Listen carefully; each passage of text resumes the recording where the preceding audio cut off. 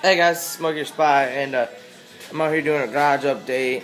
I got the 123 frame still sitting there. I gotta do more work on that, but it's rainy, crappy out today. Racing lawnmowers in pieces all now. Got the mud mower sitting back there, the deer. And you guys haven't seen this, the stack sitting there. That's the actual mud mower I'm supposed to be using. I might get to uncovering that in this video. But the engine doesn't run, needs carb work. But one sec, radio. Listen to the stock market report, eh? But yeah, I think I'll start out with the mud mower and get all this crap out of the way. So I'm gonna try to prop this damn iPad up somewhere.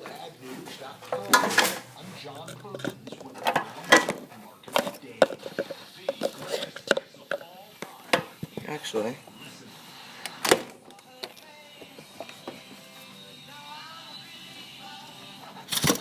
oop, shit, oop, come on, get in there.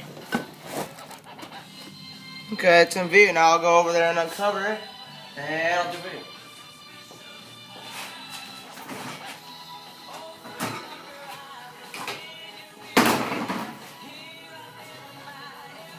Racing mower. Oh, something. I got the racing mower engine there, so I can't lose that.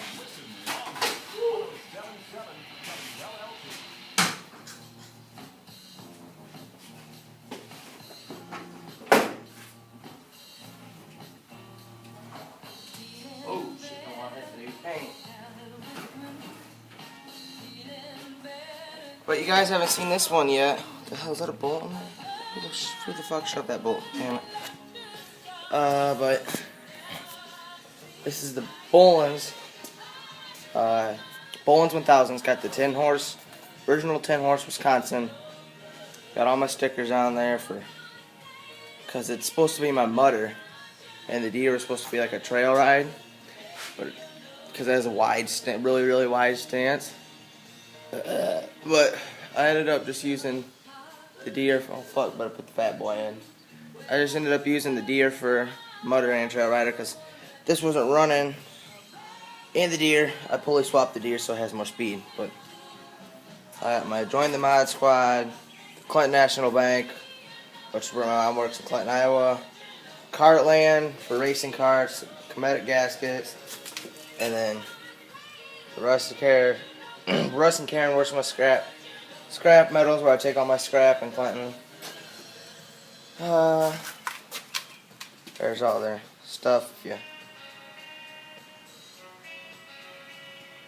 you live close to Clinton, just call them up. Get goddamn scrap metal. Got the Cub Cadet original eggs, or Firestone eggs on the back. Original front tires. I painted all my tie rods.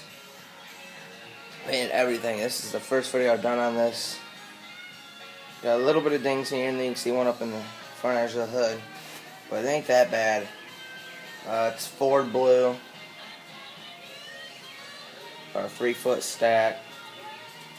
But there's the racing mower fenders, steering wheel underneath it. Racing mower engine, or the engine that came out of the racing mower. Don't think I'm going to put it back in it. But I don't know, I'm going to do a little bit on the deer. It's got an 8-horse brakes flathead, updraft. I haven't taken carburetor off to get the exhaust up out, so I just shoved a chrome tip on there. Painted the air filter, JD yellow, obviously. And a scratch, of course. See it right there. I got my dual ammo boxes on the back. That's what made it a trail rider, was the ammo boxes. For one, they lock you in, so you can't fly off when you hit the bumps. But I got a ratchet strap, cologne, gotta have a cologne in there, some sandpaper, Gap. Gotta have the fun, you're out on the trails, you see some ladies on the trail, eh? Gotta get their number. You can't get the number if you smell like mud. Got other ammo box over here with my hook. Usually has more tools in it. I just have them in trail riding it since we can't drive them no more because the cops. It's just been sitting in the garage. I got my steering knob, gas pedal. It's bare bones. I got the hood for though. It's virtually all stock except I did a pulley swap. And like the ammo boxes and stuff, all cosmetic and stuff. So I'm gonna put that big like snorkel type in it because it isn't the original engine, but it's not sealed, so it won't work as strong. I mean, probably work a little bit, but the deepest I've had this so far is the flywheel was hitting water. So I grabbed a tape measure, and I mean I could have went deeper, but I didn't have fenders on it at the time, and I didn't want and I didn't have the right size belt. So oh fuck, motherfucker. And I didn't have the right size belt, so I didn't want to get it stuck. You know, it was already stuck in the ditch. It bottomed out, but gee, that was at least, I don't even have a tape measure pulled up far enough. Tape measure's touching the ground, and it's a foot to the frame, so I had to be 15 inches underwater. What are these? These are 13s probably. Holy crap. Those are 16-inch front wheels. Didn't even notice. 16-inch front wheels, and I had those at least 2 inches under. So I was deeper than I thought. Front wheels were so deep I couldn't see them through the water. And it was fairly clear water. But I got my, most people must think that's just a chain, you know, in there, but if you really look at it, you gotta take it a minute.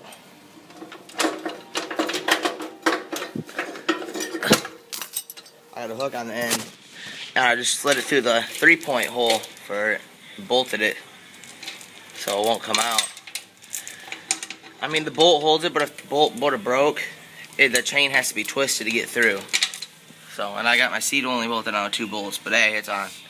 It's got the wrong trans oil, and it's got high trans, so it's really thin, like water thin, but it's supposed to have like 90 weight. Oops. But hey, it works. At least it's better than what I had, and it was almost completely full of water because I had it so deep I got water in through everywhere. But now I'll get down underneath it. Probably should have went from the other side. But you can see how I set everything up. I got my 3.5-inch pulley back there, slid all the way in, and then right here I just took an old snowblower pulley, and I had it just bolted to the frame, but when I got my right size belt, the belt was hitting, so I had to put it down. I just put it down, and up there, see the 2 bolts, you can just barely see them. It's a bolt and then another one to keep it from spinning. And it all works. It's a 58-inch belt on the back. It's like 1/2 inch wide. Shit, roughly. I have another belt laying up that I can show you sometime. But it's virtually all stock. No bolt. Since the pulley's on there a special way, you don't need belt retainers. So, it was fairly simple. Once I got the pulley off the trans, it was really simple to do. But yeah, small shop update. I guess it's a long one, but it's small. It isn't, you know, huge. I got a pocket bike frame over there that I'm trying to shove a 2-horse Briggs in. That's for sale. Somebody throw me an offer if you live close to our zip code 61252. If you live close to that zip code, so shoot me an offer. All it needs is a clutch, some chain, and throttle. You know, what you see is what you get. I have a chain for the back, but if you listen real closely, you can hear the tire leaking.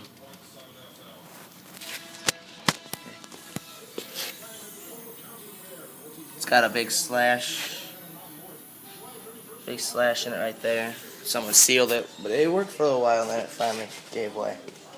But this thing was low on gas when I took it to Speed Bowl up there. Rebel Cowboy, you've seen that video. I'll have to try to get that to post on YouTube sometime. But it's been low on gas since then, and I haven't filled it. And that had to be 3 months ago. Or 2 months ago. 3 months ago, just about. So it's pretty bone dry. But it runs. I drove it. I took it out of its parking spot. Obviously, you can see I got to do lots of garage cleaning. It's an absolute mess in here. So I got to get that done. And I mean, it's raining, but I can try to stick my head out the door and show you a little bit of the scrap metal hoard. Got a little hoard. Got a little hoard going. There's the Toro. See all the scrap metals over there. And that's a 7.5 Wisconsin. A Wisconsin in a box. Eh? But I got racing mower parts there. 123 cub parts there, Wisconsin. That's a 9-horse Wisconsin sitting up there. The racing mower over there, I still need an axle bushing for that. That is by far one of my favorite mowers I own. By far. It's the fastest one I own so far. I love that thing. I need to get a bushing for that. I need to find one or have the one I have repaired. Because I want to ride it again. I mean, it's loud, but I honestly don't give a shit. I could take a couple noise complaints just to ride that around the yard a couple times. It's fun. I don't care what neighbors call the cops. I'll pop a wheelie through their lawn. What are they going to do? Yeah? But, I mean, I can show you some of the stuff I actually got in the garage. The more 123 parts and racing mower parts everywhere. This isn't even half my 123. Weed eater engine there with some McCullough Eager Beaver. 3 lawnmower engines there. And my helmet sitting over there. The original sitting there too. I got some shrouds up there. Now someone should get a noise complaint for that, but I don't. I get noise complaints, but they don't. That's bullshit. I got my spray paint horde up in there. I still got spray paint hanging over there in that farmer's fleet bag. 2-stroke coil, just a cheap Dollar General shit. And I got a couple boxes full of engine parts, weed eaters. I got more weed eaters than that. I got like 5 weed eater blocks lying around because of the weed eater bike. Yeah, I can do a more in-depth on the weed eater bike. What to say about it? That's just a bolt-on bicycle peg, and you can see by the hole drilled in it. I tried to put it on a bike before, and I tried to use that as the mount. I bolted it on where it's supposed to go, and I drilled it and put a piece of rebar through it. Tried to use that as a mount, but it's just a little weed eater brand, weed eater like 23cc. I just took a piece of flat steel, bent it up in 290, and it already had the rounded end, the hole on it, so I just bent it to where I needed it. You can see down there, I cut a little groove into it so I could bend it right. And then I just took a piece of flat stock, or it was flat stock, I bent it to a 90. It was flat, I took that piece of flat stock, I ran it up here, ground, I still got to grind that one. Because I just hurt myself on a little bit ago, fucking hurts. I bent that piece around with the old grill metal to hold my original weed eater cable.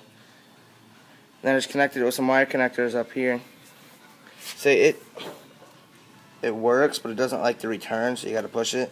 But hey, then you just got cruise control. Those Razor tires, or those Mongoose style tires work the best. I tried using those tires, it just eats them.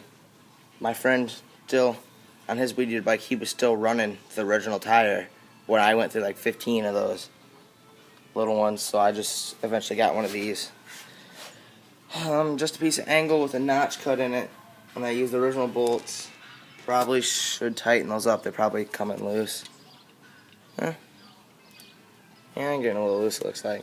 I just took a spring, brought it down there to an old hood bolt. Like swivel or shoulder bolt. Bolted it in there in the original holes. I used all the original holes in the frame, no drilling, nothing. No welding. I took that other piece of flat stock, which is the same as that, and I brought it underneath there. And usually I just use one bolt right here and put a pipe clamp around to keep it from swiveling. But here I just put another one on the outside and bolted down there. But this has been my most worry-free one I've built yet. I did an exhaust mod. I can probably pull that off real quick. So I'm sorry for one long video. But I don't got no editing.